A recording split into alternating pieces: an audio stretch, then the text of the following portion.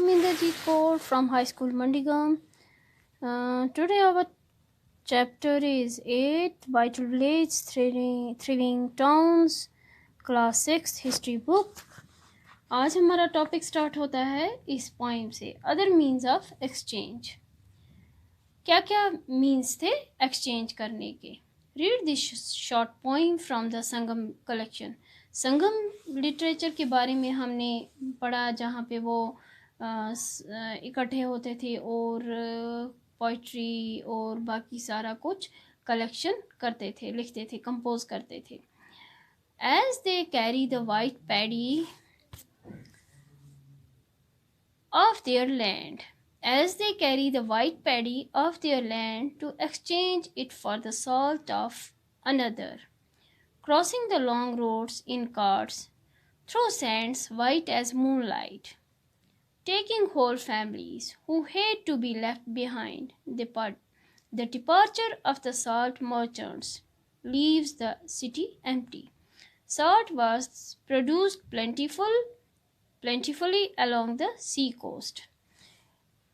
जो ये पोइम है इसमें वीट और साल्ट का एक्सचेंज के बारे में बताया गया है। सिटीज विद मैनी फंक्शंस, ऐसे शहर जिनमें बहुत से फंक्शंस होते थे। Very often a single town was important for a variety of reasons. अक्सर क्या होता था कि एक ही शहर बहुत से कामों के लिए, वेराइटीज ऑफ रीजन उधर उनके लिए इम्पॉर्टेंट होता था। Let us look at the example of Mathura. जैसे कि हम एक एग्जाम्पल लेंगे Mathura. Map 7 page 105। Mathura has been an important settlement for more than 2500 years. 250 साल पहले मथुरा एक इम्पॉर्टेंट जगह थी सेटलमेंट के लिए। It was important because it was located at the crossroads of two major routes of travel and trade. ये important था कि ये क्रॉस रोड, दो मेजर रूट्स उधर आते थे। जहाँ पे मथुरा था वहाँ पे दो मेजर रूट्स आते थे, ट्रेवल और trade, from the north west to the east and from north to south. कहने का मतलब है कि मथुरा में पूरे कंट्री से लोग वहाँ पे आते थे। There were fortifications around the city, तो उस सिटी के अराउंड फोर्टिफिकेशन थी। एंड सेवरल श्राइन्स, और बहुत सी मुकद्दस श्राइन मीन्स बहुत सी मुकद्दस जगह थी। जैसे उस ज़माने में तो वहाँ पे मंदिर जैसे इस तरह की चीज़ें थी। Farmers and herders from adjoining areas provided food for people in the city. जो फार्मर्स थे, ज़मींदार थे, और हर्डर्स थे, जो एनिमल्स, जानवर पालने वाले थे, वो प्रोवाइड करते थे, शहर के लोगों को फूड प्रोवाइड करते थे। Mathura was also a centre where some extremely fine sculptures was produce. तो मथुरा एक ऐसी जगह भी मानी जाती थी जहाँ पे फाइन स्कल्पचर प्रोड्यूस होता था, वहाँ पे मूर्तियाँ बनाकर वो बेचते थे।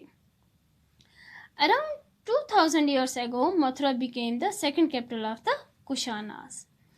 तो 2000 साल पहले मथुरा बन गई, दूसरी कैपिटल बन गई, कहाँ की? कुशाना की। About whom you will be read in chapter 9, जिसके बारे में आप चैप्टर 9 में पढ़ोगे। Mathura was also a religious center, Mathura एक religious center भी था। There was Buddhist monasteries, वहाँ पे Buddhist monasteries थी, Jain shrines थे, and it was an important center for the worship of Krishna।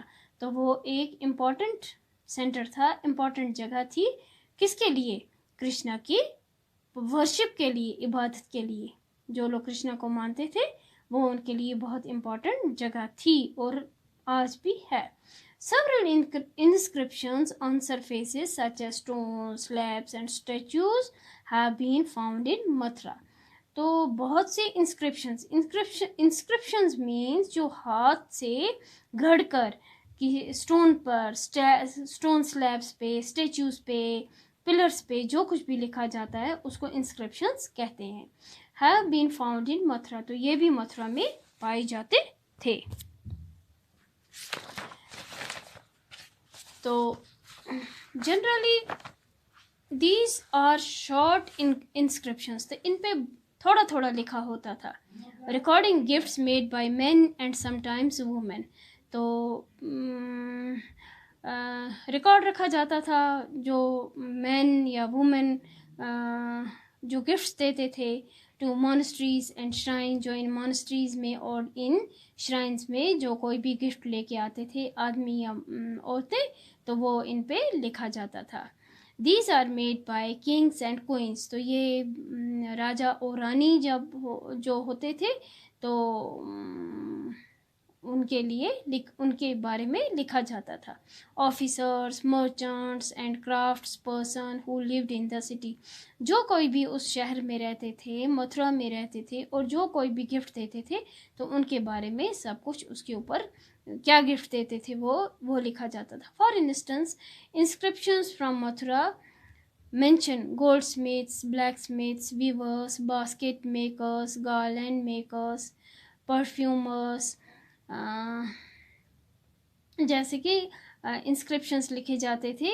Mathura mention करता था वहाँ पे गोल्डस्मिथ्स, जो गोल्डस्मिथ्स होते थे जैसे कि सुनार, ब्लैकस्मिथ लोहार, वीवर्स बुनने वाले, बास्केट मेकर्स टोकरी बनाने वाले, गार्लैंड मेकर्स हो गए जो फूलों के हार बनाते थे, परफ्यूमर्स हो गए जो परफ्यूम वगैरह बनाते थे। अच्छा, crafts and crafts person, we also have archaeological evidence for crafts, तो हमें सबूत मिले हैं, एविडेंस मिले हैं आर्कोलॉजी के, किस पर? क्राफ्ट्स के लिए। These include extremely fine pottery, तो उनमें क्या है? Fine pottery, known as the Northern Black Polished Ware, NBPW, Northern Black Polished Ware, NBPW is a hard, एक सख्त wheel made metallic looking ware with a shiny black surface, ये look तो होती थी इसकी मेटलिक, तो और ये शाइनी होता था और ब्लैक सरफेस होती थी। The potter used to expose the earthenware to very high temperature in his kiln, which resulted in the blackening of its outer surface. A fine black slip was also applied on this, which gave the pottery a mirror-like shine. तो क्या होता था, जो ये northern black polished where होता था, ये बनता था नॉर्दर्न साइड में, ब्लैक कलर का होता था, पॉलिश्ड होता था। पॉलिश्ड इसकी इतनी होती थी कि ये शीशे जैसा लगता था, तो वेयर हो गया बर्तन। इसको होता तो ये मिट्टी का था, तो इसको मिट्टी से बनाया जाता था, इतने हाई टेम्परेचर पे बनाया जाता था, इसको पकाया जाता था कि वो काला हो जाता था। उसके बाद इसके ऊपर रंग चढ़ाया जाता था, पेंट चढ़ाया जाता था, और इसको इतना चमकाया जाता था कि ये शीशे जैसा चमकने लगता था। It gets its name from the fact that it is generally found in the northern parts of the subcontinent. तो ये सबकॉन्टिनेंट के नॉर्दर्न पार्ट्स में मोस्टली पाया जाता था, तो इसलिए इसको नॉर्दर्न कहते हैं। और ये ब्लैक कलर का होता था, इस पे पॉलिश चढ़ाई जाती थी, इतना शाइन दिया जाता था इसको, तो इसके लिए इसको नॉर्दर्न ब्लैक पॉलिश्ड वेयर कहते थे। अच्छा, तो remember that the archaeological evidence for many crafts may not have survived. We know from texts, ये मिट्टी के थे तो ज़्यादा देर तक तो रह नहीं सकते हैं, सर्वाइव नहीं कर सकते थे, तो इसलिए हमें जो टेक्स्ट से पता चला है या क्लॉथ से पता चला है कि ये क्या चीज़ थी और कैसे बनती थी। There were famous centres such as Varanasi in the north, तो बहुत से फेमस सेंटर हैं जैसे वाराणसी नॉर्थ में and Madurai in the south में, और दोनों men and women worked in these centres, तो इन सेंटर्स में औरतें और मर्द काम करते थे।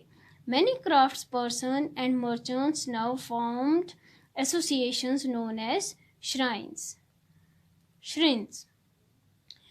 जो क्राफ्ट्स पर्सन थे और जो मर्चेंट्स थे वो एक एसोसिएशन बनाते थे जिसको श्रिन्स कहते थे। The shrines of crafts person provided training, shrines of crafts person provided training, procured raw material and distributed the finished products।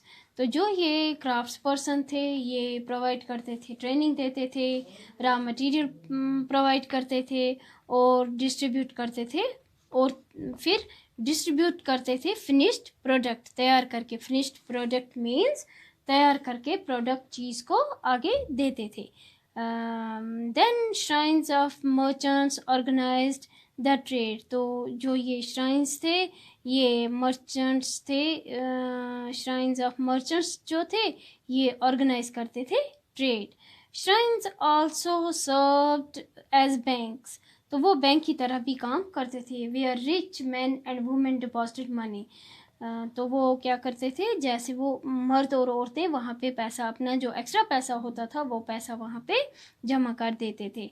This was invested, और यही पैसा इन्वेस्ट किया जाता था, and part of the interest was return और use to support religious institutions such as monasteries. तो यही पैसा इस्तेमाल किया जाता था रिलीजियस इंस्टीट्यूशंस को, जैसे मॉनेस्ट्रीज वगैरह को आगे चलाने के लिए। तो जैसे आज हम पैसा बैंक में जमा करते हैं या हमें ज़रूरत होता है तो हम निकाल लेते हैं या लोन लेते हैं, तो यही सिस्टम उस टाइम भी हुआ करता था। तो आज के लिए इतना ही।